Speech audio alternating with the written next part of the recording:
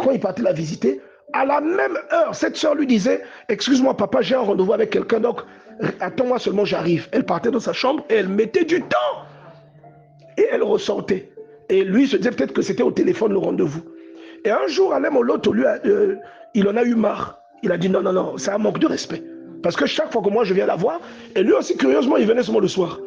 Il dit chaque fois que moi je viens la voir, elle me dit toujours papa, excuse-moi, j'ai un rendez-vous. Et ce jour-là, il a dit non, non, non, je dois lui poser la question. Je dois demander avec qui chaque fois elle va discuter. Est-ce qu'elle fait ça? Est-ce que le problème c'est moi? Est-ce qu'elle n'est pas d'accord parce que je viens la visiter? Regardez, écoutez bien. Quand la soeur en question finit, elle peut faire même 40 minutes dans la chambre. Après, elle ressort. Oh, papa, on peut continuer. Et ce jour-là, Alain Moloto lui a fait la remarque. Il lui a dit, ma soeur, il y a quel problème? Est-ce que tu n'es pas d'accord parce que moi, je viens te voir? Le problème à quel niveau? La soeur a d'abord rigolé. Et lui, ça l'a encore plus vexé. Est-ce que quelqu'un comprend ça? Bien aimé, il y a aimer Dieu, aimer Dieu. Il y a aimer Dieu et aimer Dieu. On ne blague pas avec l'engagement qu'on a avec Dieu. Et elle a dit à Alain Moloto, en fait, papa, le rendez-vous que j'ai là, effectivement, c'est avec un grand monsieur, avec une grande personnalité. Il dit, mais la personnalité en question, c'est qui? Parce que elle vit seulement dans ta chambre, comme il dit. Il dit, non, papa, en fait, c'est avec Dieu. Tous les jours, à telle heure, j'ai un rendez-vous avec Dieu. Et je m'étais toujours dit, même si c'est le président de la République qui vient me voir, je ne peux pas ne pas honorer ce rendez-vous. Donc, ce n'est pas contre toi. Comme je te respecte beaucoup, je ne peux pas aussi te dire, papa, ne viens pas me voir à cette heure, parce que je te respecte beaucoup. Mais lui, je le respecte encore plus. Donc, je suis obligé, même si tu es là, de m'excuser devant toi et d'aller d'abord honorer mon rendez-vous avec lui. Est-ce que vous voyez le sérieux avec lequel, est-ce qu'une telle personne, avec toi et moi, est-ce qu'on aura le même rendement devant Dieu? Toi, c'est parfois seulement une série. C'est parfois seulement une série. Tu vas voir que l'heure de ta prière arrive, mais tu dois d'abord finir l'épisode là. Une personne qui fait ça, c'est une personne qui peut aller même jusqu'à ne pas honorer un rendez-vous consulaire. Parce que ça arrive à l'heure de sa prière. C'est une personne qui peut dire changer l'heure de mon rendez-vous. Vous voyez ça?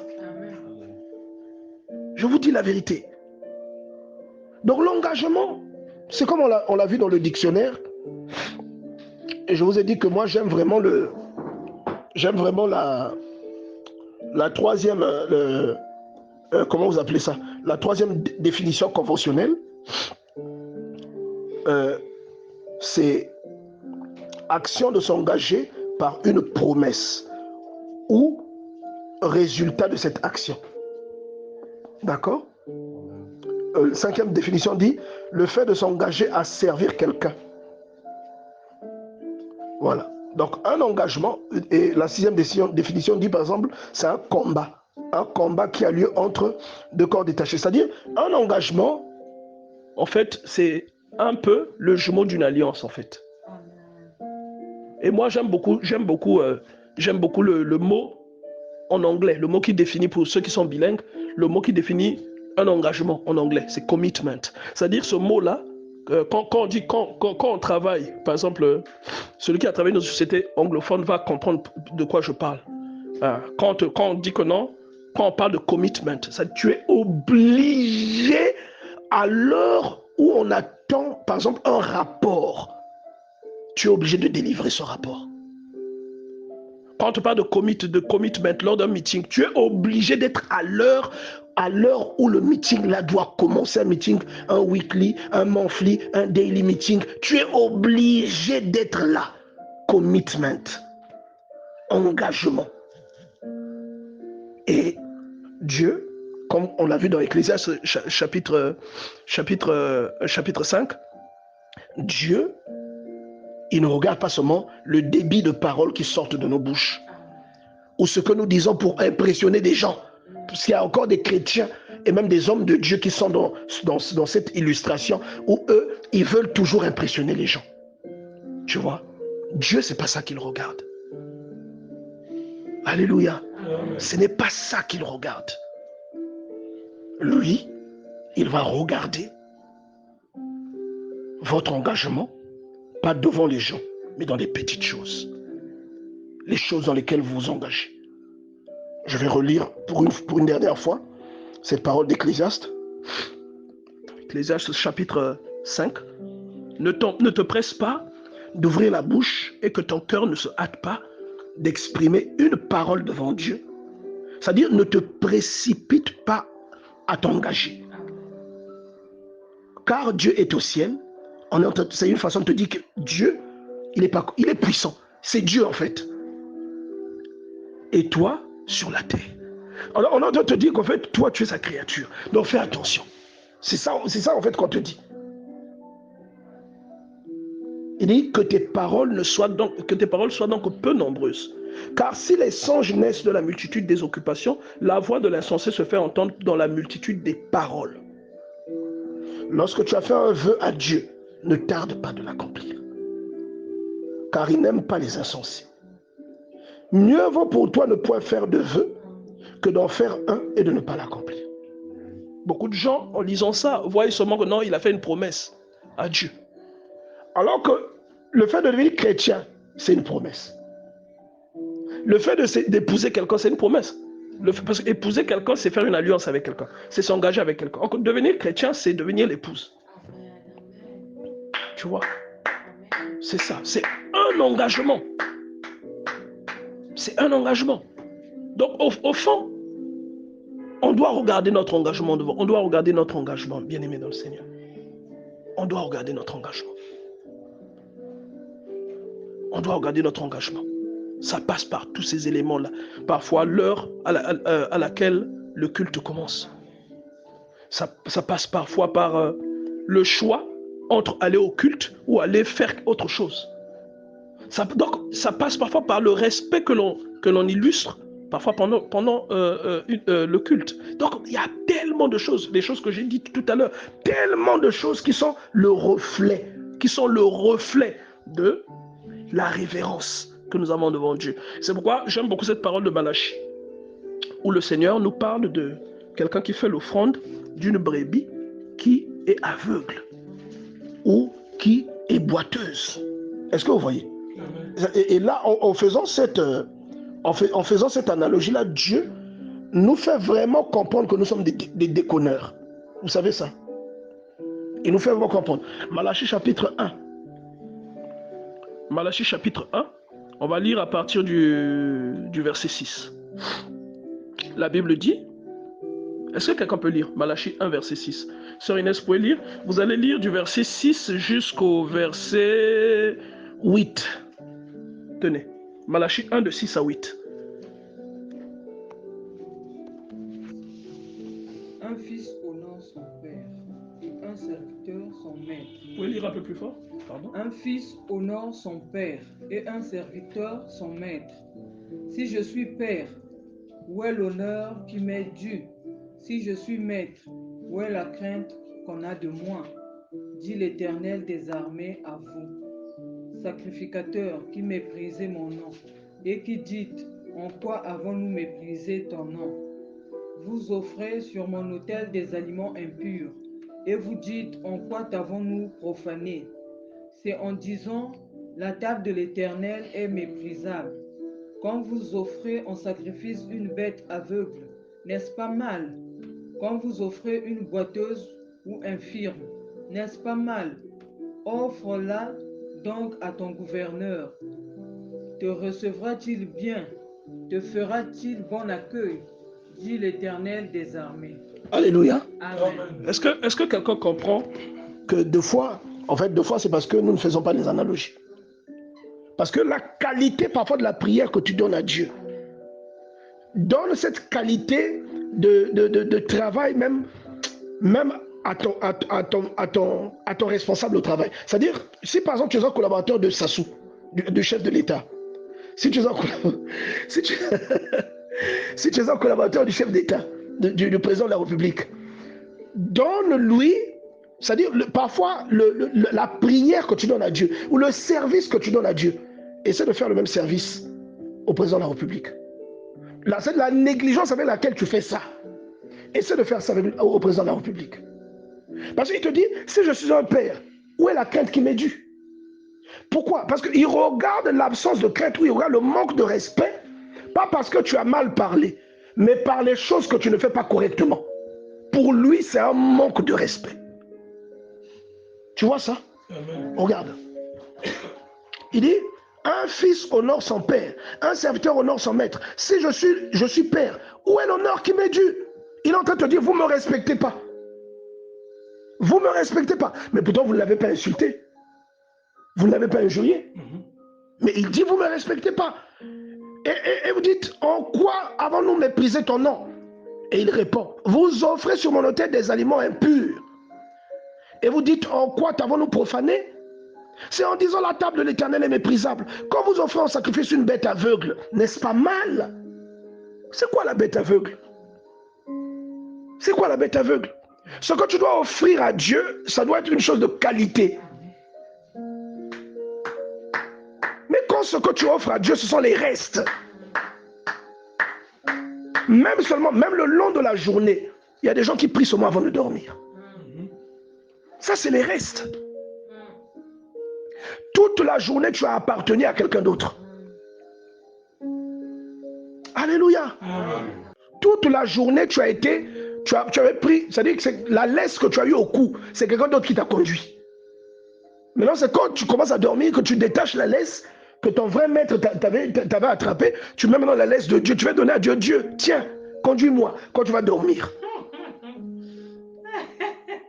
C'est la vérité. C'est la vérité. Tu vois? Notre fidélité à Dieu, la plupart du temps, on devient fidèle seulement quand on cherche quelque chose. Amen. Ou quand c'est dans notre intérêt. La bête aveugle, c'est quoi? Parce que Dieu, et il prend des positions que non, par exemple, pour tel sacrifice, vous devez offrir un taureau. Pour tel sacrifice, un veau. Pourquoi il dit tout ça? Il sait que ça coûte de l'argent. Un taureau coûte de l'argent. Pourquoi il demande ça? Pour tel sacrifice, une tourterelle, 2 pigeons. Il donne, oh non, tel donne des fleurs de farine, des gâteaux pétris. Il donne des détails. Mais pourquoi est-ce que ces détails-là sont échelonnés? Pourquoi est-ce que ce n'est pas pareil partout? Et toi, comme tu sais que non, pour tel sacrifice, tu dois offrir un taureau, tu vas choisir le taureau le plus chétif. Alors que quand tu lis la Bible, tu entends Salomon, tu entends par exemple David, quand on conduisait l'arche dans Jérusalem, la Bible dit qu'à chaque 7 pas, on sacrifiait un veau gras. Pourquoi on précise qu'il était gras? L'engagement que tu as avec Dieu dit vraiment, ça dit à quel point tu l'aimes ou tu ne l'aimes pas. Ça dit le respect que tu as pour lui. Ça dit le respect que tu as pour lui. La priorité que tu donnes à certaines choses, ça dit le respect que tu as pour Dieu. Parce qu'il y a des choses que tu favorises au détriment de Dieu. Tu vois? Au départ, je vous ai cité des petites choses. Quand, par exemple, tu sais que tu vas prier. Je te dis que si tu es invité par le président de la République, ton téléphone, tu le mettras sous silencieux. Tu ne mettras même pas le vibreur. Tu le mettras sous silencieux. Mais combien de fois on arrive et puis tu entends la sonnerie? Vous voyez un peu ce que je veux dire? Combien de fois ça nous arrive? Et tout ça, parfois tu ne fais pas exprès, tu ne le fais pas dans le but d'être désagréable, mais c'est une négligence quand même qui dit à quel point toi tu considères parfois les séances de prière que nous faisons. Tu vois? C'est pas pour dire que je suis meilleur que les autres, mais moi, je mets systématiquement mes appareils sous silencieux. Systématiquement. Peut-être il y a d'autres points où je tombe aussi, mais les points là, vous les faites mieux que moi. Mais je dis que chacun de nous doit réviser ce qu'on donne à Dieu. Il y a des séances parfois que nous donnons à Dieu, ce sont des bêtes chétives, ce sont des bêtes aveugles. Quand Dieu regarde, il n'est pas plus content de la séance là. L'implication, il voit l'implication de chacun, il ne trouve pas l'implication à 100%. Parfois, la personne a fait qu'il y a quelqu'un parmi nous qui vient à la séance, mais qui a d'abord fait ses bêtises. Tu vois? Et quand Dieu va arriver, il va dire que... il va nous faire comprendre en fait que c'est une bête aveugle. Vous offrez sur mon autel des animaux impurs. Et vous dites, en quoi t'avons-nous profané? C'est en disant la table de l'Éternel est méprisable. Quand vous offrez en sacrifice une bête aveugle, n'est-ce pas mal? Quand vous en offrez une boiteuse ou infirme, n'est-ce pas mal? Offre-la donc à ton gouverneur. Pourquoi il te dit maintenant d'aller offrir ça à ton gouverneur? Parce que c'est facile d'offrir ça à Dieu, puisque tu ne le vois pas. Pourquoi offre ça maintenant à ton gouverneur? Il te donne une leçon. Donc l'engagement que tu as devant Dieu, c'est un engagement qui va au-delà parfois de ce que toi tu perçois. C'est très sérieux. C'est pourquoi parfois quand on dit que non, les gars, aujourd'hui c'est toi qui vas modérer. Toi tu dois préparer ta modération. C'est comme si tu vas te marier. C'est comme si tu vas passer le bac. Parce que c'est ça que tu offres à Dieu. C'est d'être la meilleure qualité possible. Et chaque fois, tu dois te surpasser. Et parfois, dans ton désir de te surpasser, il y a des gens qui vont confondre, ils vont croire que tu fais ça pour les impressionner. Alors que tu fais ça pour Dieu. Alléluia. Amen. Tu fais ça pour Dieu. Tu dis que chaque fois, tu veux te surpasser. C'est pour Dieu. Parce que chaque fois, tu veux lui offrir quelque chose de mieux. Chaque fois, ça doit être mieux que hier. Et parfois, quelqu'un ne sait pas que ça, c'est le secret pour lequel Dieu te bénit. Et Dieu qui voit le cœur, il sait que c'est pour lui que tu fais ça. Tu vois? L'engagement. Le samedi, normalement, je voulais prêcher sur la volonté de Dieu. La volonté. Mais je suis en train de me dire, peut-être que le samedi, on va peut-être continuer avec ce thème avant d'aborder la volonté de Dieu. Parce que je voulais aborder la volonté avec le fait que parfois, vous savez, il est prioritaire de comprendre pour un chrétien. Il est prioritaire de comprendre. Je vais bien développer ça le samedi en question. Que l'homme, l'être humain, chacun de nous vivons non pour faire notre volonté, mais pour faire la volonté de Dieu. Il y a beaucoup de frustration chez l'être humain parce que de fois, il se fâche. Voilà, quelqu'un qui a compris ne se fâche pas pour ces choses-là. Nous vivons principalement pour faire la volonté de Dieu. Quand vous lisez Jésus-Christ, vous voyez que ce qu'il fait, c'est strictement la volonté de Dieu. Et des fois, la volonté de Dieu, nous ne la comprenons pas. Des fois, elle est divergente de ce que nous croyons ou de ce que nous attendons, de ce que nous espérons. Et des fois, même la volonté de Dieu nous fait pleurer. Elle nous énerve. Tu vois? Elle nous énerve. Pour toi, tu aurais voulu qu'à cette heure-ci, tu as même déjà 4 enfants. Mais bon, lui, alléluia. Quelqu'un comprend ça? C'est de ça que je voulais parler le samedi. Mais je pense que peut-être le samedi, nous allons continuer de parler de ce thème sur l'engagement parce que je vois qu'il y a beaucoup de choses à dire dedans. Il y a un potentiel et un réel potentiel à dire dans cette étude sur l'engagement. Il y a un potentiel à développer ici. Que Dieu vraiment nous aide à comprendre. Et vous savez, parfois, ça n'a aucun rapport avec les choses qui sont visibles aux yeux de Dieu. Parfois, ça a un rapport seulement avec des choses qui sont internes. Ta prière personnelle, ton programme, ton jeûne. Parfois, l'affection que tu dois avoir vis-à-vis des autres. Parfois, comment tu appelles, le pardon, le fait que tu ne pardonnes pas aux autres.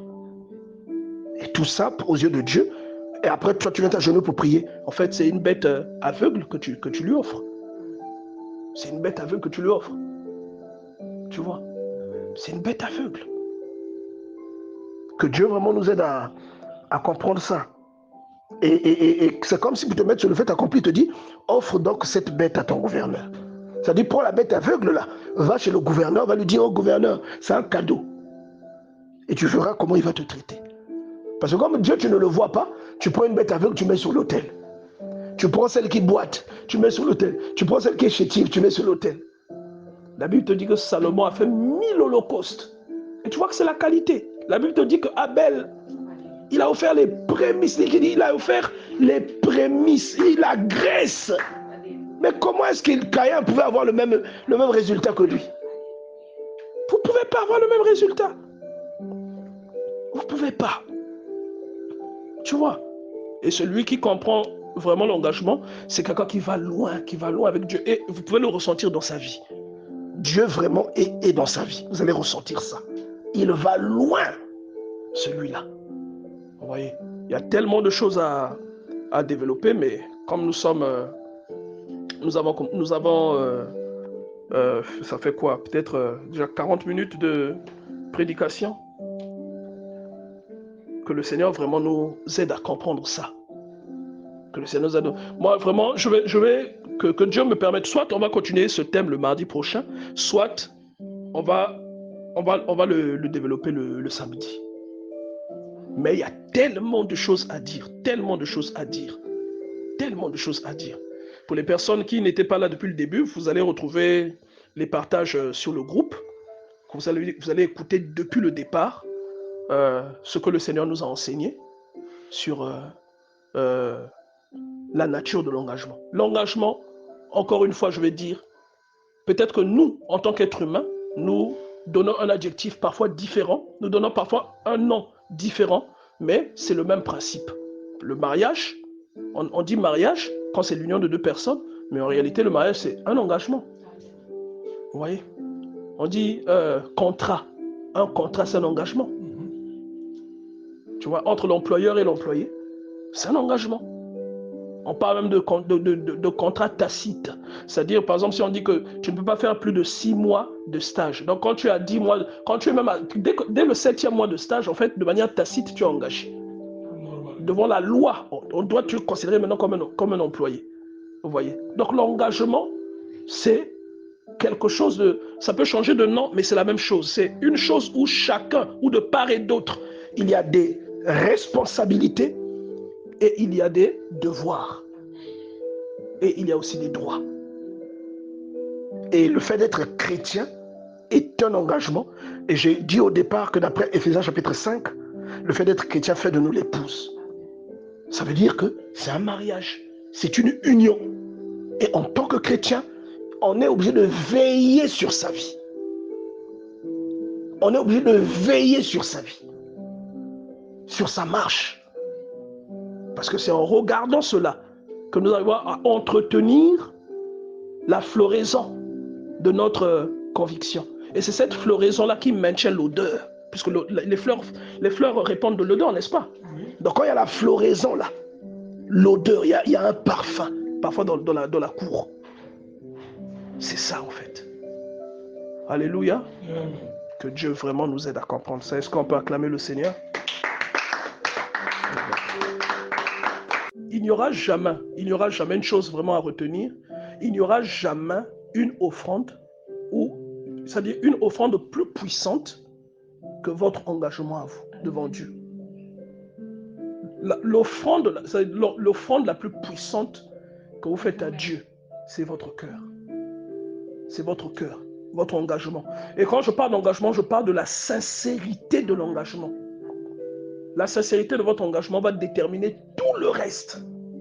Quand vous êtes sincère de votre engagement, vous serez sincère de votre service. Vous serez sincère même dans vos obligations. Donc, en tant que conjoint, on a des devoirs et des obligations. Il y a des choses qu'on attend de son conjoint et il y a des choses qu'on doit faire à son conjoint. Donc, l'engagement, la pureté de votre engagement, l'éclat ou encore la détermination avec laquelle vous vous engagez, la véracité de votre engagement va déterminer la nature de la relation que vous avez avec Dieu. Ça va déterminer la place que vous donnez à Dieu, la priorité que vous pouvez, c'est-à-dire là où vous pouvez déposer Dieu en tant que, c'est-à-dire sur votre échelle de croissance. Vous allez sur votre podium, Dieu occupe quelle place? Tout part de l'engagement que vous prenez. Donc, j'aimerais vous dire à quelqu'un, il n'y a pas une offrande plus puissante devant Dieu que votre cœur, le cœur que vous lui donnez. La sincérité avec laquelle vous allez vers lui. C'est pourquoi, une fois que vous êtes engagé avec Dieu, veillez sérieusement à votre engagement. J'ai parlé tout à l'heure de Simon le magicien, Actes des Apôtres chapitre 8. Simon, quand la Bible dit qu'il s'était converti, c'est la vérité. Vous voyez qu'il était sincère dans sa conversion. Il ne quittait plus Philippe. Il avait vraiment été touché. Mais après, il faut veiller aussi sur soi. Et vous voyez que à un moment, pour lui, la cupidité a repris le dessus. Le besoin de plaire, le besoin d'impacter. Quand il a vu Pierre transmettre le Saint-Esprit, il leur a proposé de l'argent. Donnez-moi aussi ce pouvoir. Donc, il veut lui aussi être important. Donc, il y avait quelque chose, peut-être qui n'avait pas été complètement brisé, qui a repris vie. Il faut veiller sur soi. Tout à l'heure, j'ai pris une analogie sur les fleurs. J'ai dit que lorsqu'il y a éclosion de ces fleurs-là, il y a aussi un parfum. Lorsqu'il y a floraison, il y a aussi un parfum. Il faut veiller, il faut entretenir la floraison pour que le parfum demeure. Vous voyez, c'est vraiment important. C'est des choses que nous devons prendre avec beaucoup. C'est-à-dire, pour moi-même, en tant que chrétien, la priorité, c'est celle-là. La priorité, c'est l'engagement qu'on a devant Dieu. C'est quelque chose de prioritaire. Vous voyez, beaucoup de gens mettront l'accent sur, c'est pas mauvais, hein, mais sur le fait sur comment tu appelles, la qualité de l'image de leur culte. La qualité, par exemple, du son, c'est bien. Ou bien sur le nombre de fidèles qu'ils ont dans l'église. Ou bien, par exemple, sur le bâtiment. Mais c'est bien tout ça. Mais tout ça ne vaut rien lorsque le cœur n'est pas sincèrement engagé avec Dieu. Tout ça ne vaut rien.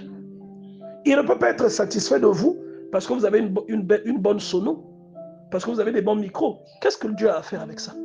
Que vous ayez des bons micros, vous avez des bonnes images, puisqu'aujourd'hui, c'est un peu la tendance. Mais même si, c'est-à-dire, Dieu ne sera pas satisfait parce que vous avez 1000 brebis, 5000 brebis. Est-ce que ces brebis-là sont convertis? Je ne sais pas si vous comprenez. Est-ce que ces brebis-là sont réellement engagées avec lui? Ça peut être 1000 brebis dans le nombre, mais aux yeux de Dieu, parfois, il y en a 5 qui sont vraiment sincères devant Dieu. Ce n'est pas pour dire que plusieurs brebis, c'est mauvais. Non, on cherche tous, même moi. Quand j'aurai 5000 brebis, je serai heureux. Mais n'oublions pas que le plus important, c'est l'engagement qu'on a avec lui. C'est ça que lui regarde. L'engagement va déterminer même ton offrande. L'engagement va déterminer même comment tu te comportes avec les autres. Ton comportement. C'est-à-dire, quand tu vois Abel et Caïn, vous voyez l'engagement de l'un et de l'autre par rapport à l'offrande que l'un et l'autre a offert à Dieu. C'est tout. Vous voyez l'engagement de l'un et de l'autre par rapport à l'offrande. C'est cela. Parce que l'offrande d'Abel était différente de l'offrande de Caïn. On a dit que Caïn a donné, mais on a dit qu'Abel, on a précisé les prémices. Il a mis la graisse. Tu vois, on précise la qualité de ce qu'il a donné. Et ce n'est pas par hasard. Ce n'est pas par hasard. La sincérité ou la pureté de l'engagement que vous avez devant Dieu détermine la nature de votre relation. C'est pourquoi, vous voyez cette sœur-là d'Adorant l'Éternel, je la vois plus je l'ai plus vue avant même les albums d'avant la mort d'Alain Moloto, mais du moins celle qui est dans Sublime. Cette sœur-là, vous allez remarquer, Alain Moloto vient, mais à l'heure de la prière, elle s'absente. Elle dit, j'ai un rendez-vous, je dois parler avec quelqu'un. Et lui, à un moment, il en a eu marre, il s'est senti insulté. Il dit, mais pourquoi tu fais ça? Tu vois, moi, je ne suis pas, quoi. Si tu ne veux pas me voir, elle était obligée de lui dire, non, j'ai un rendez-vous avec quelqu'un. Toi, je te respecte, je ne peux pas te dire de ne pas me voir à telle heure. Puis c'est l'heure que tu choisis. Mais celui avec qui j'ai rendez-vous, je le respecte encore plus. Il dit, mais c'est qui? Il dit, mais c'est Dieu. À l'heure où tu me vois me déplacer, aller dans ma chambre, c'est parce que je vais parler à Dieu. J'ai un rendez-vous à la même heure avec lui. Et vous voyez, ce genre de sincérité, je vous garantis, bien aimé, ce genre de sincérité, les dons et de l'appel sont sans repentance. Tu peux avoir un don, tu fais des merveilles avec ton don. Mais, comme dit l'apôtre Paul, je peux avoir le don de faire ci, de faire ça. Mais si je n'ai pas l'amour, non. Tout ça, ça ne sert à rien. Tu peux avoir le don qu'il faut. Tu peux brasser les foules, tout ça. Tu peux galvaniser. Mais si tu n'as pas cette sincérité dans ton engagement, le respect dû au Père, que nous avons lu dans Malachie chapitre 1, tu ne l'offriras pas à Dieu. C'est ça que vraiment, je tenais vraiment à pointer ça. On parle souvent de l'offrande qui est une prière puissante. Mais je veux te dire, l'offrande la plus puissante, c'est ton cœur. Voilà pourquoi dans le psaume 51, vous voyez David déclarer à Dieu, tu ne dédaignes pas un cœur brisé et contrit.